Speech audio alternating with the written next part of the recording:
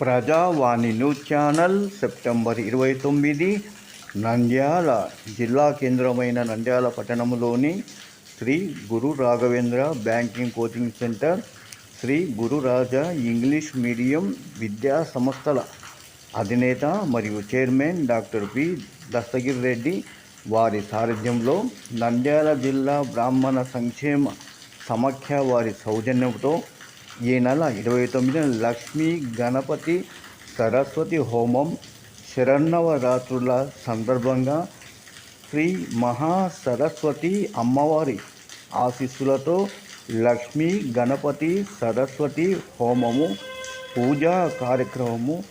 అమ్మవారి మూలా నక్షత్రం సందర్భంగా స్థానిక బ్యాంకింగ్ కోచింగ్ సెంటర్ ఆడిటోరియంలో నందు రిక్తుకులేచే దస్తగిరి రెడ్డి కుమారులు